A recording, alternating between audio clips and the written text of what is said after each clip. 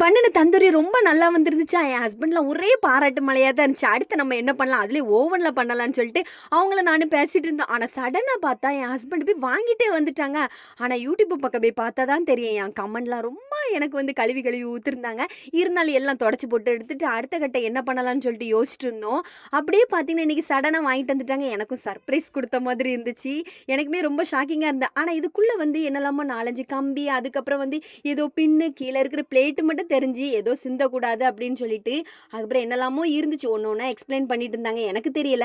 எப்படினாலும் நான் பண்ண போறதில்ல. நீங்க தானே பண்ண போறீங்கன்னு சொல்லிட்டு, நானும் ஒரு ஆர்வத்துல பக்கத்துல இருக்க பொட்டி கடையில போயி பிரெட் வாங்கிட்டு வந்துட்டேன். இந்த சாண்ட்விச் ஏதாவது பண்ணி தருவாங்கன்னு பார்த்தா, பயவுல இன்னைக்கு பண்ண முடியாது, நாளைக்கு பண்ணிக்கலாம் அப்படின்னு சொல்லிட்டாங்க. இதுக்கு பருத்தி மூட்டை குடோன்லயே இருந்திருக்கலாமே. அப்புறம் வாங்கிட்டு வந்த பிரெட் வேஸ்ட் ஆகக்கூடாது. அதுல எனக்கு சாண்ட்விச் சாப்பிடன்னு ஆசையா இருந்துச்சு. அதனால சும்மா இந்த கேபேஜ், குக்கும்பர் இதெல்லாம் சும்மா உள்ள வச்சு, லாஸ்ட்டா வாங்குன சீஸ் வேற இருந்துச்சு. அதையும் உள்ள வச்சு சாப்பிட்டேன். இது கூட நல்லா தான் இருந்து